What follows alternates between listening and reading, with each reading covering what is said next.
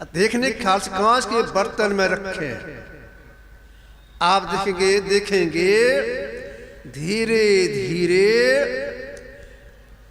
बर्तन के पेंदे में मिट्टी बैठ जाएगी। और गौर से देखेंगे तो मिट्टी के कण कण में पानी घुस करके अपना मंडल बाहर रखा है। क्यों? मिट्टी से अधिक शुष्क पानी है। इसी तरह से परमात्मा अति सूक्ष्म होने के कारण सृष्टि के कण कण में सघनता से व्यापक होकर के अपना मंडल बाहर रखे हैं। कितने बाहर हैं इसकी कोई सीमा नहीं। कितने बाहर है कोई सीमा नहीं है। ऐसे परमात्मा में तीन नहीं होती हैं। अनादि अनंत प्रभु निरअवय विभु अक्षय अजय अति संग्राही। जो परमात्मा अत्यंत सूक्ष्म है, सबसे बड़े हैं, उसमें आदि नहीं यानी शुरू नहीं, मध्य बीच नहीं और अंत भी नहीं। यह तो माया में होता है। आज मध्य अंत या माया में होता है। परमात्मा तीन से न्यारी है। जो परमात्मा तीन से न्यारे हैं वे एक ही एक हैं, दो नहीं। उसी एक को अनंत कहा गया है। अगर दो अनंत माना जाएगा दोनों ससीम हो जाएगा। तो अनंत एक ही एक।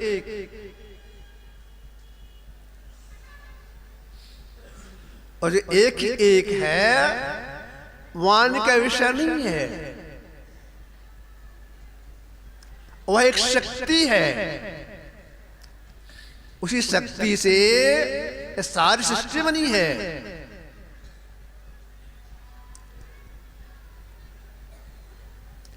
एक विद्यार्थी का नाम था श्वेत केतु। इनके पिताजी ब्रह्म ऋषि थे।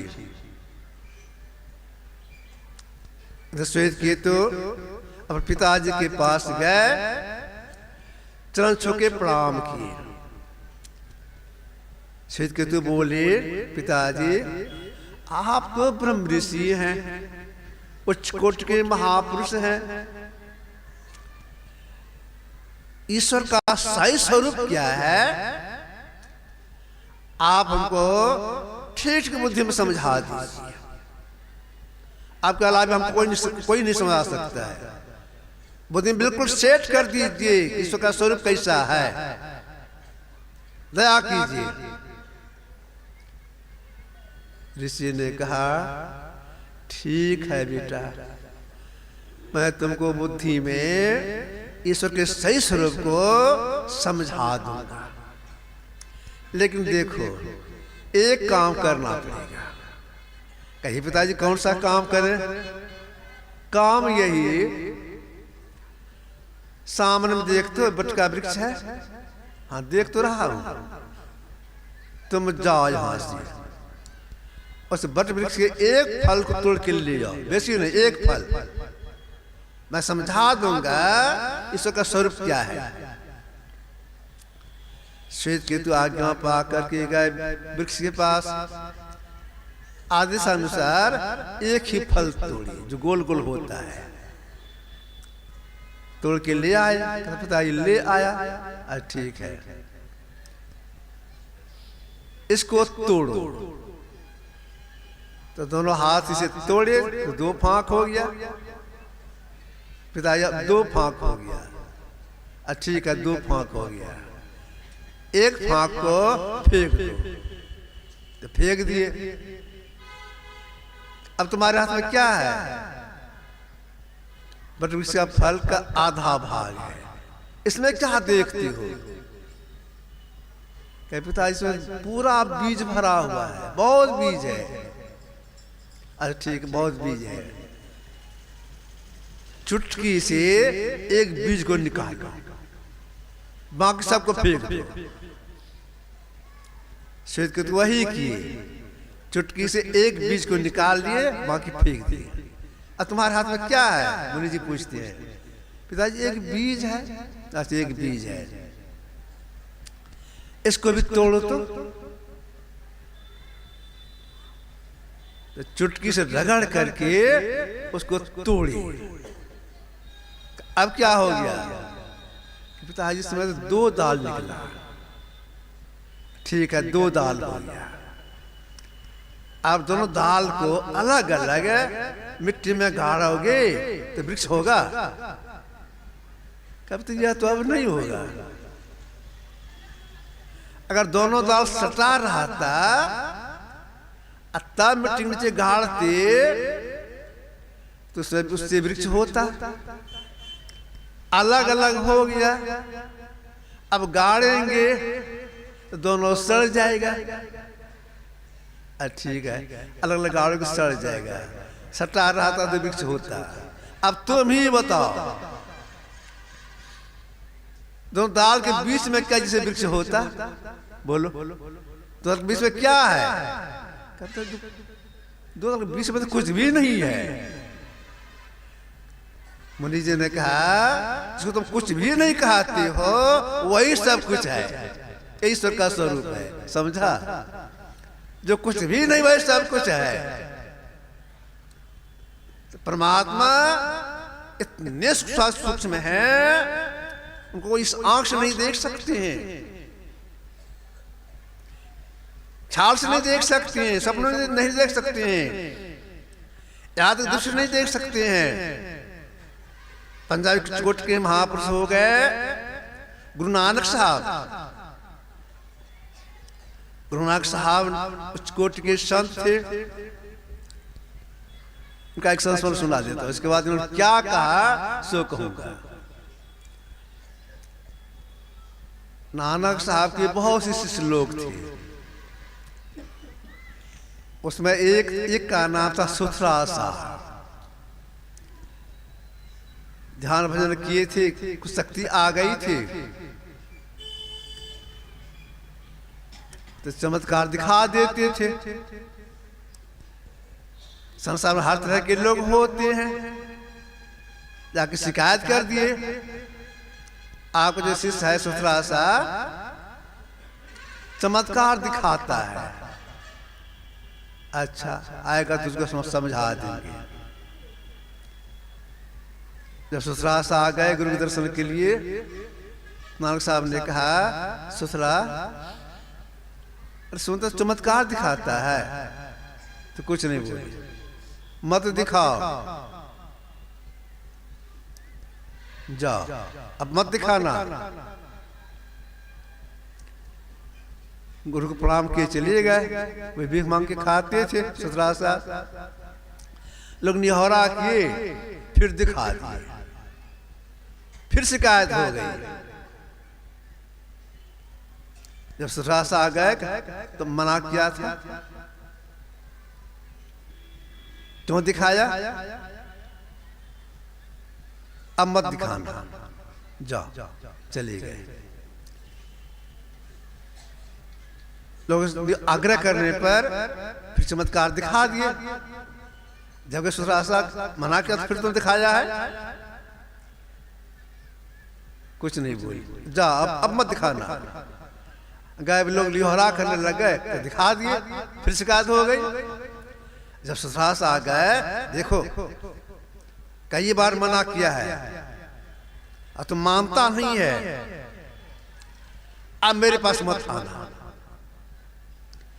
अगर मेरे पास आओगे कड़ी सजा दी जाएगी, जागो भागो यहां से, अब मेरे पास तुम कभी मत आना। सुथरा सा प्रणाम किए, अपना चले गए। मन में हुआ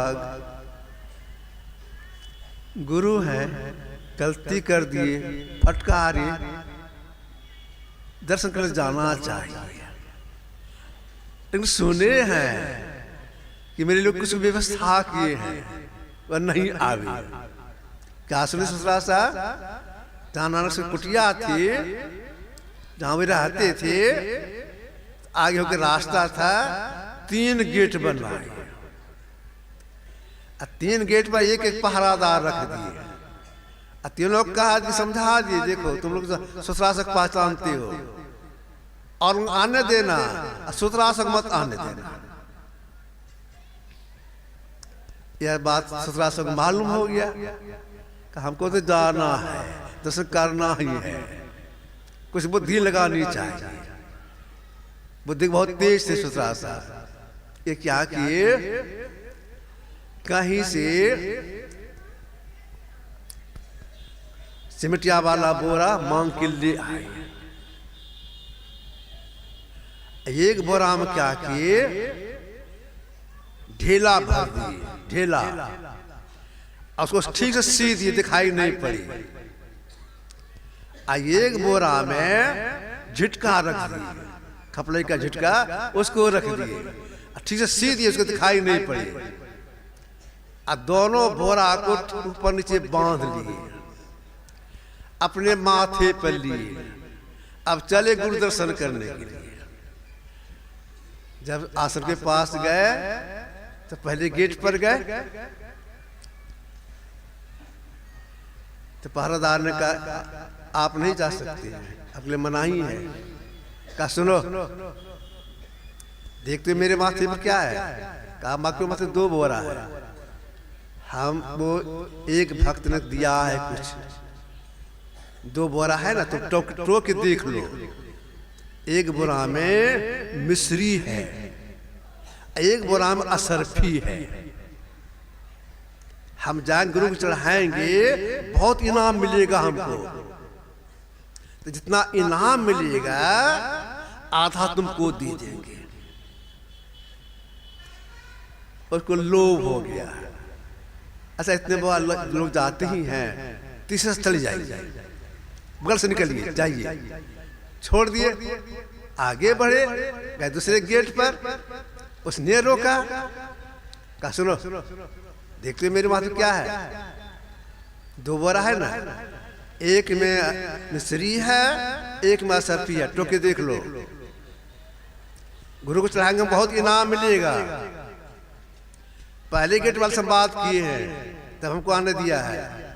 जितना इनाम मिलेगा उसका आधा हम उसको बोल दिए, उसको देंगे। माँ की बच्चा आधा, हमको जाने दो, आधा आधा तुमको दे देंगे। ठीक है बाबा जाइए। आगे बढ़ गए, तीसरे गेट पर गए, उसने भी रोका। कहा सुनो, देखते मेरे माथे क्या है, 2 बोरा है ना, हाँ, एक में मिश्री है, एक में असरफी है, बहुत इनाम मिलेगा हमको चढ़ाने पर। इसका हम बंटवारा किए हैं, आधा तो दिया है पहले गेट वाले को, आधा का आधा दूसरे को, जो बाकी बचा और तुमको दे देंगे। हम तो साथ भीख मांगे खाते हैं। अच्छा बात ठीक है जाइए। चले गए, नानक साहब बैठे थे, दोनों बोरा को रखे, प्रणाम किए। नानक साहब देख के बिगड़ गए। अरे क्यों आ गया तुम, कैसे आया, बोलो कैसे आएगा आज यहाँ पर, बोरा में क्या है। कहा हजूर बोरा में असल में है ढेला और झिटका। साफ साफ बोल दिए। लोग पहला गेट, दूसरा गेट, तीसरा गेट में पहरादार, उसको हम क्या कह के आए हैं, एक में मिश्री, एक में असरफी है, या कह तुम आ गया है, हाँ यही कह के आए हैं। बुलाए दूसरे सेवक को, कोड़ा लाओ, ले आए कोड़ा, 100 कोड़ा इसको मारो। क्यों आ गया। सुदर्शन ने कहा हजूर यही इनाम हुआ, हाँ यही तुम्हारा इनाम है, 100 कोड़ा। कहा हजूर इसका बंटवारा हम पहले कर दिए हैं, 50 तो पहले वाले को दीजिए, हमसे घुस लिया है, 25-20 वाले को दीजिए कोड़ा, और फिर अंत वाले को, कि बुद्धि को देख करके खुश हो गए। अरे बोरा झाड़ो तो बोरा झाड़े, एक में निकला सरफीर, एक में निकला मिस्री। ऐसे थे नानक साहब। अब ऐसे नानक साहब ने क्या कहा परमात्मा के लिए? अलख अपार अगम अगोचरी नाथ कालन कर्मा जात अजात अजोनि संभव नाथ भावन भरमा आदि। जो परमात्मा सबसे पहले की है, सूक्ष्माति सूक्ष्म है, सब में सबसे बाहर है, उनके नानक साहब कहना है अलख। इस आंख से नहीं देख सकते हैं उसको, ख्याल से नहीं देख सकते हैं, स्वप्न नहीं देख सकते हैं, यहाँ दृष्टि नहीं देख सकते, लेकिन अलग अपार कोई आर पार नहीं, और छोर नहीं। कितने बड़े हुए हैं, अगम अगोचर, इसका कोई और छोर नहीं है। गुरुदेव इसकी पुष्टि किए हैं। हज का नहीं रंग नहीं रूप रेखा, जिसे दिव्य दृष्टि से नहीं कोई देखा। जो परमात्मा सूक्ष्म है, दृष्टि से नहीं देख सकते हैं। नारद मुनि गए थे श्वेत द्वीप भगवान नारायण का दर्शन करने के लिए। दिव्य दृष्टि से नारायण भगवान दर्शन कर रही हैं। नारायण भगवान बोल रहे हैं, हे मुने, ये मेरा रूप आप देख रही हैं, ये मेरी माया है। जो दृष्टि से देख रहे हैं, ये मेरी माया है। मेरे सत्य स्वरूप को देखने के लिए और आगे जाना होगा, मतलब आप सिद्ध प्राप्त करनी होगी। तब आप कहेंगे दिव्य प्रबंध दर्शन क्यों नहीं होता है? देखिए, अंतर साधना में एक नाम का जप करते हैं, एक रूप का ध्यान करते हैं, शुद्ध ध्यान करते क्या करते हैं, सफलता मिलती है, दृष्टि खुल जाती है पूर्ण रूपेण। तो दृष्टि जो की सफलता में खुल गई, लेकिन भीतर की 4 दिन रह गई। मन बुद्धि चित्त अहंकार साथ में रह करके दृष्टि खुल जाती है। इसे जो कुछ देखा है सुना जाता है, सब परमात्मा माया। गो गोचर झा लगी मन जाई, सो सब माया जानो भाई, सब माया। जो माया में ही व्यापक होकर के मंडल बाहर रखी है। अब हम माया में ही व्यापक अपना मंडल बाहर रखे हैं। तो देखिए, माया के 2 रूप हैं। समाज रूप में माया के 2 रूप हैं, एक सामान्य माया, एक जोग माया। सामान्य माया किसको कहेंगे, जोग माया किसको कहेंगे? सामान्य माया 5 कर्मेंद्रियां, हाथ पैर मुंह लिंग गुदा, 5 कर्मेंद्रियां, आंख कान नाक जीव चमड़ा, 5 + 10। 4 भीतर में है, मन बुद्धि चित्त अहंकार, 14। इन 14 के संग रह करके आप और हम जो कुछ देखते हैं, सुनते हैं, छूते हैं, चखते हैं, स्पर्श करते हैं, ये सब हो गए सामान्य माया।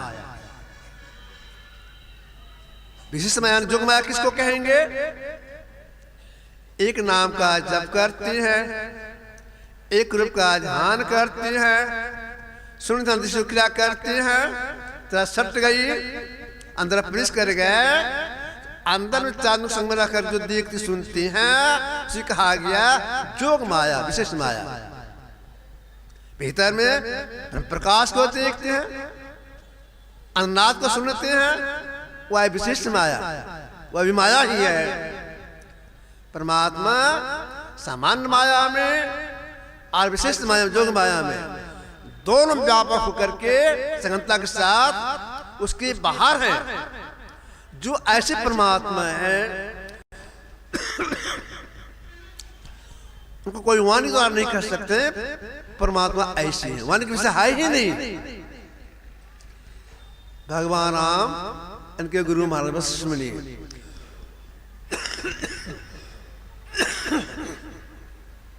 ये दोनों बैठे हुए थे, आध्यात्म चर्चा चल रही थी। किसी बात को लेकर के भगवान राम अपने गुरु महाराज से वशिष्ठ मुनि से निवेदन करती हैं, गुरुदेव कहा जाए ब्रह्म का स्वरूप क्या है। जैसे निवेदन करते ब्रह्म का स्वरूप क्या है, वशिष्ठ मुनि जो कुछ बोल रहे थे बिल्कुल चुप हो गए, साइलेंट। भगवान राम सोचती हैं, गंभीर प्रश्न किए हैं, ब्रह्म का सही स्वरूप क्या है, सोच के उत्तर देंगे, प्रतीक्षा करनी चाहिए। भगवान राम चुपचाप बैठे प्रतीक्षा कर रहे हैं। उधर वशिष्ठ मुनि चुपचाप बैठे हुए। कुछ देर के बाद तब भगवान राम ने फिर निवेदन किया, गुरुदेव कहा जाए ब्रह्म का स्वरूप क्या है। बस कुछ नहीं बोली, वहां फिर प्रतीक्षा करने लग गए। फिर निवेदन करते, गुरुदेव कहा जाए ब्रह्म का स्वरूप क्या है। कुछ नहीं बोली। तब वहां हाथ जोड़ के कहती है, गुरुदेव क्या आपसे कुछ गलती हो गई, क्या अशिष्ट व्यवहार हो गया। अगर अशिष्ट व्यवहार हो गया क्षमा कीजिए और कहिए कि ब्रह्म का स्वरूप क्या है। तब वशिष्ठ मुनि बोले, हे राम आपने जब से पूछना प्रारंभ किया है तब से मैं इसका उत्तर दे रहा हूं। गुरुदेव आप तो कुछ बोल ही नहीं रहे हैं, उत्तर कहां मिला। कहे राम इसका उत्तर ही चुप है। अगर मैं कुछ कहूंगा तो वाणी का विषय हो जाएगा, परमात्मा वाणी का विषय नहीं है। जस कथिए तो होत नहीं, जस है तैसा सो, वाणी का विषय है ही नहीं। तो जो परमात्मा वाणी का विषय नहीं है, अब देखो कि उनको लोग बुद्धि में समझे इस बात के लिए महापुरुषों ने क्या किया है, समझने का प्रयास जो किए हैं। उन्होंने कहा, महापुरुषों का कहना है, मिट्टी में मिट्टी के सदृश, गौर से सुनिएगा, मिट्टी में मिट्टी के सदृश वे मिट्टी नहीं है। पानी में पानी के सदृश वे पानी नहीं है। अग्नि में अग्नि के सदृश अग्नि नहीं है। हवा में हवा के सदृश हवा नहीं है। आकाश में आकाश सदृश आकाश नहीं है। मन में मन के सदृश लेकिन मन नहीं है। बुद्धि में बुद्धि के सदृश लेकिन बुद्धि नहीं है। चित्त में चित्त के सदृश लेकिन चित्त नहीं है। अहंकार में अहंकार के सदृश लेकिन अहंकार नहीं है। जो ऐसे परमात्मा है उनको भगवान कैसे कर सकती है। जाका नाम अकहुआ भाई, ताका कहा रमनी गाई। अकहुआ कहा गया उसको। जो अकहुआ है वे इतने सूक्ष्म हैं, उसे कहीं भी खाली नहीं है। कितने सूक्ष्म है। ये जो हम लोगों का शरीर है, इसके भीतर में जो चार इंद्रियां हैं, मन, बुद्धि, चित्त, अहंकार, इसके चार काम है। चारों के चार काम है। मन का काम है संकल्प को करना, बुद्धि काम है निर्णय करना, चित्त का काम है स्पंदन करना, अहंकार का मैंपन का बोध करना। अब देखिए चार इंद्रियां भीतर की है, ये तो सूक्ष्म जड़ है। जब ये जड़ है तो काम कैसे होता है इसका? मन संकल्प विकल्प कैसे करता है? ये तो जड़ है। वो दिन निर्णय कैसे लेता है? ये तो जड़ है। चित्त स्पंदन करता है, जड़ कैसे स्पंदन करता है? अहंकार में प्रबोध कैसे करता है? तो जड़ है। किसी की शक्ति से यह काम कर रहा है। जैसे देखिए हम लोग का शरीर माट की पेट से निकला, बहुत कोमल था, कड़ापन आया, कड़ापन आया, कड़ापन आया, अति उम्र के हो गए, वृद्ध हो गए, झुर्री पड़ गई, एकदम नाश हो जाएगा। या कड़ापन कहां से आया? किसी शक्ति से हुआ? सूर्य जितनी पहले गर्मी थी उतनी गर्मी अभी नहीं है, गर्मी घट रही है। किसी शक्ति से? चेतन की शक्ति से। याद रखें, चेतन की शक्ति से।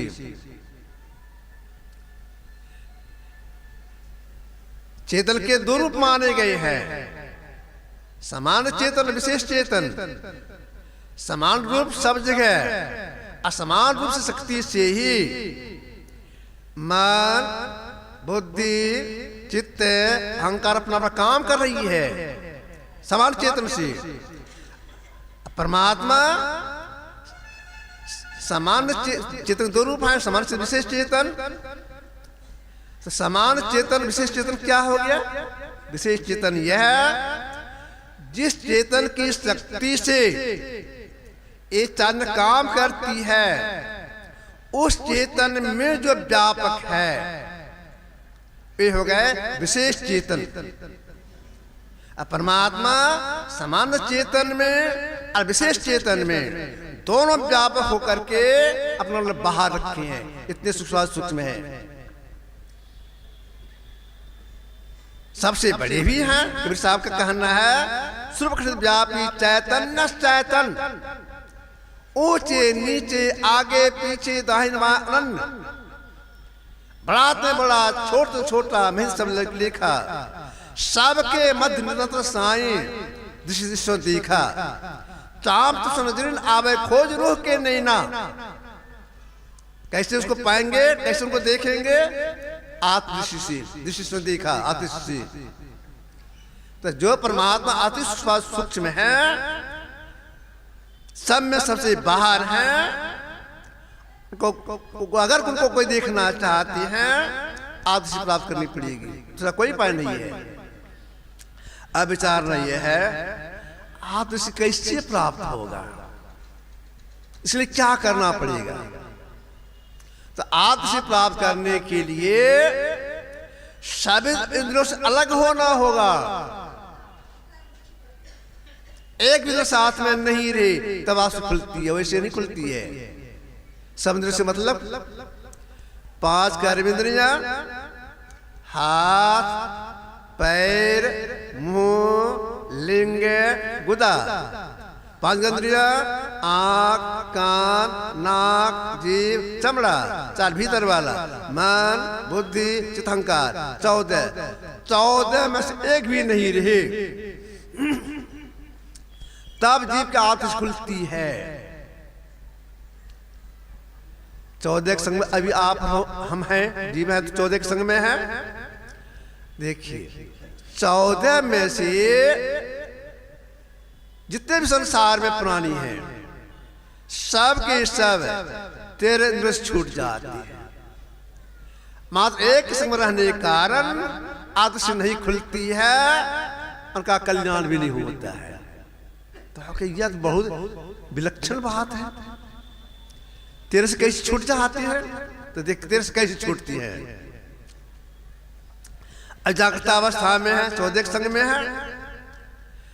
रात में खा सोने के लिए जाएंगे, अभी दोनों भौंक बीच में हैं। जब दोनों भौंक बीच सर कर नीचे जाने लगेंगे, चले जाएंगे कंठ में। जब तक कंठ में रहेंगे स्वप्न देखते रहेंगे। कंठ में जाने पर इस हाथ का ज्ञान नहीं रहता है, प्रज्ञान नहीं रहता है। मतलब क्या हो गया? हाथ पैर, मुंह, लिंग, गुदा, आंख, कान, नाक, जीभ, चमड़ा, एक तरफ छूट जाती है, तब जीव 4 दिनों के संग में रहा करके कंठ में रहता है।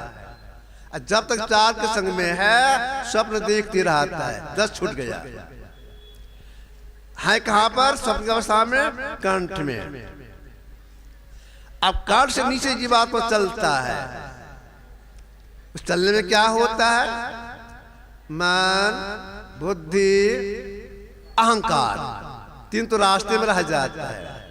एक निश्चित के संग में जीवात्मा चला से छाती में, 3 छूट गया। वहां क्या रह गया? एक कौन? चित्त। एक से रहने के कारण जीव का दूसरी खुलती है। अगर यह भी छूट जाए तो आपसे प्राप्त हो जाएगी। अब एक के संग छोड़ने के लिए अब क्या करना पड़ेगा? आपसे कहा नीचे मत जाओ। नीचे जाने में समझना छूटती भी नहीं है और अज्ञानता हो जाती है। अज्ञानता की अवस्था में चला जाती है जीवात्मा। करने तो कोई होश वास नहीं रहता, अज्ञानता की अवस्था है। तब करने क्या करना चाहिए? आपसे कहना है आंख से पिंड का भाग है, ऊपर ब्रह्मांड का भाग है, ऊपर चलो। एक चिकुट के महापुरुष हो गए।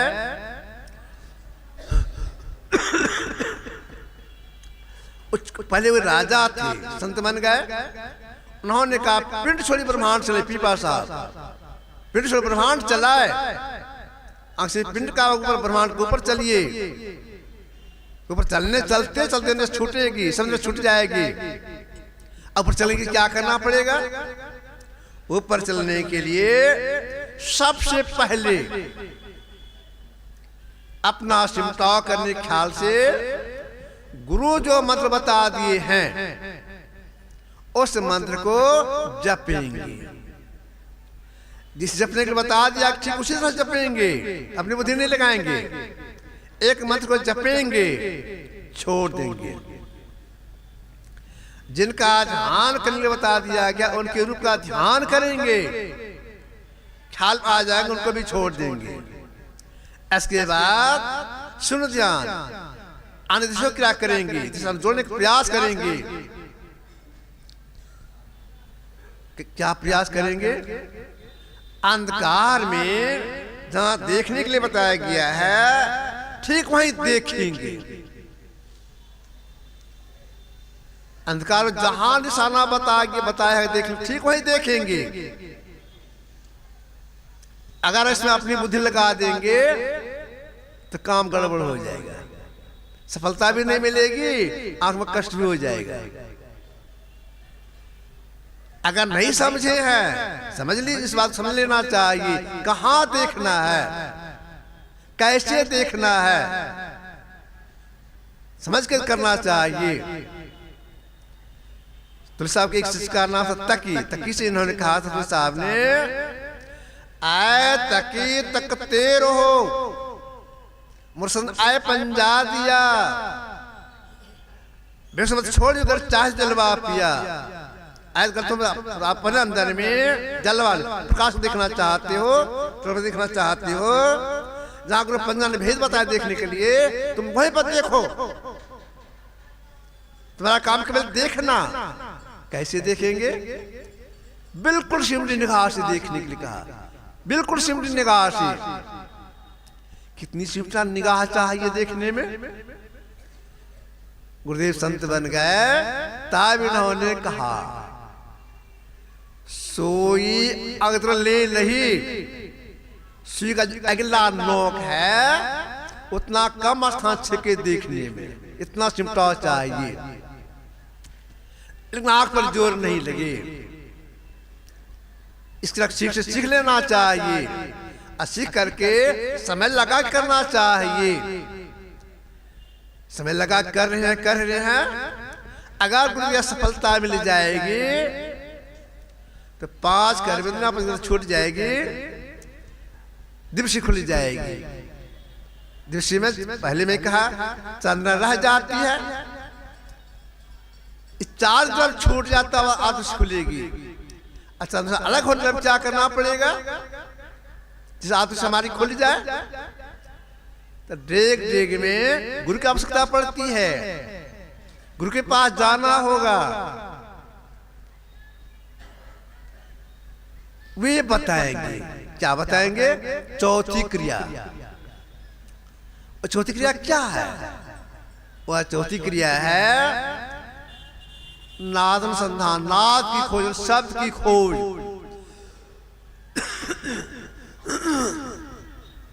उस शब्द की खोज करने के लिए क्या करना पड़ेगा? तीनों बंद लगाए के सुन अंदर टंकोर, नानक समाधि में नहीं साजनी भोर। सद अभ्यास करने में आंख बंद, मुंह बंद और कान लगाना पड़ता है। किस लिए? एक से पकड़ के लिए, बाहरी आवाज भीतर नहीं जाए। महापुरुष उस शब्द के संबंध में जो बताते हैं, संत भाषा बताती है, वह शब्द ऐसा है, इधर से आ रहा है, उसको सुनने के लिए आपको यह काम करना होगा। उसके उनके अनुसार जो समय लगा के शब्द अभ्यास करना प्रारंभ करती हैं, आंख बंद, मुंह बंद, कान बंद लगा के अभ्यास करती हैं। अभ्यास करते करते अगर गुरु की दया से वह पकड़ा चला जाता है, आदि से पकड़ा चला जाता है, जिस क्षण से पकड़ा चला जाता है उसी क्षण जो भीतर की चार इंद्रियां हैं, जो सदा का संगी है, हे मन तो सदा का संगी, ये चार इंद्रियां जीव का संग छोड़ देती है। छोड़ कहां चली जाती है? चार इंद्रियां नाश हो जाता है, इसका नाश नहीं होता है। ये जो हम लोग शरीर के भीतर चार इंद्रियां हैं, ये हैं व्यष्टि रूप में, इसका निजी सत्ता है समष्टि रूप।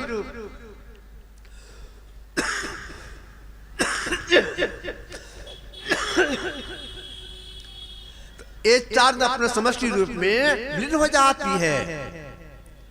सरकंदल पार में मन बुद्धि हीरा ना हो तो सबके वाली हीराना, मेरा लाठन में हिरा गया नहीं, अपने समष्टि रूप में विलीन हो जाता है। तब जीव अकेले अवस्था में आकर के अपना पहचान करता है। आत्म आपको आप ही जाना है, या जो अपने से अपना पहचान करता है। क्यों? आप से खुल गई, अपना पहचान होता है। और क्या होता है? दैविक भौतिक त्रिताप से मुक्त हो जाता है, सारे संशयों का नाश हो जाता है, ब्रह्म साक्षात्कार हो जाता है। शब्द कहो जीव संशय नाही, साबित्र संग सर संशय का नाश हो जाता है, परमात्मा दर्शन हो जाता है। तो परम कल्याण के लिए, ईश्वर की साक्षात्कार करने के लिए बाहर में नहीं, अपने अंदर चलना होता है।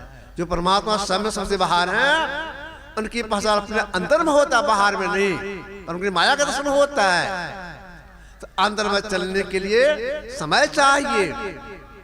अगर कोई चाहे तो 2-4 मिनट काम बन जाएगा, संभव नहीं है। घंटों बैठना पड़ता है, एकांत बैठना पड़ता है। बैठने का स्थान कैसा होना चाहिए? सुचोत ऐसे पवित्र स्थल बैठना चाहिए, जिसका ज्ञान रखना पड़ता है। जिस हम बैठ के किस साथ से बैठे, उत्तर मुंह या पूरा मुंह बैठे, जिसका ज्ञान रखना चाहिए। कैसे बैठना चाहिए?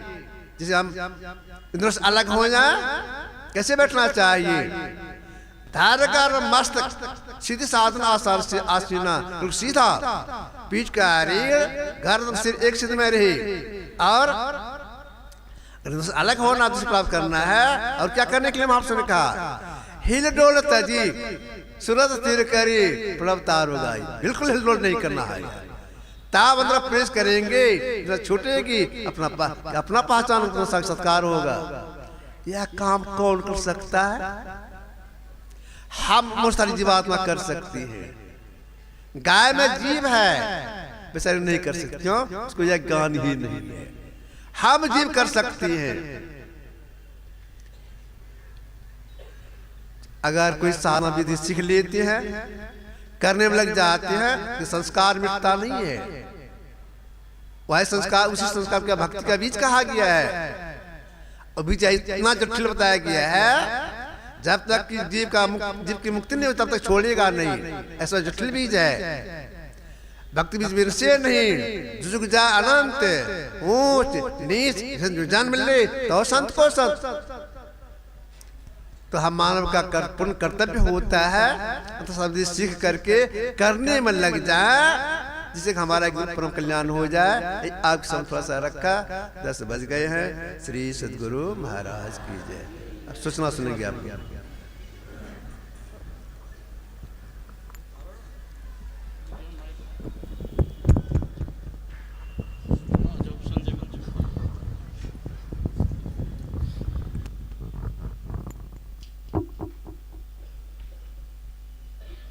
महाराज की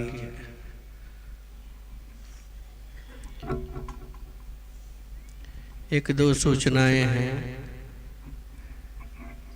महर्षि में ही आश्रम कुप्पा घाट से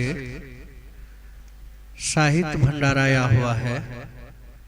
गुरु महाराज जी का रचित सत्संग योग चारों भाग, रामचरितमानस सारस्वतिक पदावली, ईश्वर का स्वरूप और सभी पुस्तक हैं। और पूज्यपाद द्वारा रचित पुस्तक है महर्षि में ही दिनचर्या उपदेश, संत मत तत्वबोधनी, साधक पीयूष, परमात्म प्राप्ति के साधन, सेवा से नेवा, समय ज्ञान की महत्ता, प्रेरक संसन स्मरण, गुरु सेवी स्वामी भगीरथ अभिनंदन ग्रंथ, ये सब सारी पुस्तक आपको बुक स्टॉल पर उपलब्ध है। और स्वामी नरेशानंद बाबा द्वारा रचित पुस्तक है मन प्रसन्न भजनावली, ब्रह्म जीव की एकता, दत्तात्रेय जी महाराज 24 गुरु की थे उसका वर्णन, सत्संग और सभी पुस्तक हैं। आप लोग जाएंगे संदेश के स्वरूप अवश्य ले जाएं। और कटिहार करहा गोला में कल और परसों यानी 26-27 को जो करहा गोला में पूज्यपाद का कार्यक्रम सत्संग में आप लोग सादर आमंत्रित हैं। और इस बार अखिल भारतीय महाधिवेशन जो है वृंदावन में होने जा रहा है, उसका तिथि है 24, 25, 26 फरवरी। उसके लिए आप लोग आमंत्रित हैं। और उसका रसीद है, मेरे पास रसीद है। जिनको सहयोग देना चाहते हैं कोई उस अखिल भारतीय महाधिवेशन में, तो वह सहयोग मेरे पास रसीद है, रसीद प्राप्त कर लेंगे। उसमें सहयोग देंगे कम से कम 100 रुपया देंगे। और अपराह्न कालीन सत्संग लगभग 1 बजे से भजन कीर्तन के द्वारा प्रारंभ हो जाएगा। आप लोग सादर आमंत्रित हैं। और जो कोई दीक्षा लेना चाहते हैं उसके लिए शर्त है कि कम से कम 6 महीने से मछली मांस अंडा इत्यादि छोड़ दिए हों और प्रतिज्ञा किए हों कि जीवन में कभी नहीं खाएंगे मछली मांस अंडा इत्यादि, वही व्यक्ति दीक्षा लेने का अधिकारी है। जो दीक्षा लेंगे नहा धो के फूल का माला प्रसाद लेके पूज्यपाद के निवास स्थान ठीक बगल में ही पश्चिम विद्यालय है, हाई स्कूल, उसमें पूज्यपाद का निवास स्थान है। वहां आएंगे, दीक्षा दिया जाएगा। आप लोग तैयार होकर 10:30 बजे तक में आ जाएंगे, दीक्षा दिया जाएगा। बोलिए प्रेम से श्री सद्गुरु महाराज। अब हम लोग आरती गान करें। आरती संग सतगुरु की जय। अंतर जो हो तलख लीजय। 5 तत्वत अग्नि जराई। दीपक प्रकाश करी। गगन रवि शशि फल फूला मूल कपूर कलश धर धीजे अक्षत नभतारी मुकुट हल पुहप मालहि हार गुहीजे शीतपान मिष्टान मीठ चंदन धूप दीप सब चीज झलक झांझम मीन मंजीरा मधुर मधुर धुनी मृदंग सर्व सुगंध उरी चलिया का सा मधुकर कमल कीली धुनि धीजे निर्मल ज्योत जरत घट देखत दृष्टि दोष सब चीज अधर धार अमृत आवे सतमात द्वार यम रस भीजे पी पी सूरत मत वाली चरि चरि अमीर सरीज कोट भान छव तेज उजाली अलख पार लखिलागल जय छिन छिन सूरत अधर पर राखे गुरु प्रसाद अगम रस पीजे दमकत करक कर गुरुधामा उलटिया लाल तुलसी तन तीजे आरती तन मंदिर में की जय दृष्टि युगलक सन मुख दीजे चमके बिंदु सूक्ष्म उज्ज्वल ब्रह्म ज्योति अनुपमा जय जगमग जगमग रूप ब्रह्मांड निरखी निरखी ज्योति तजद जय शब्द सूरत व्यास सरल तर करिक सार शब्द गहिली ऐसी जुगति कायागरत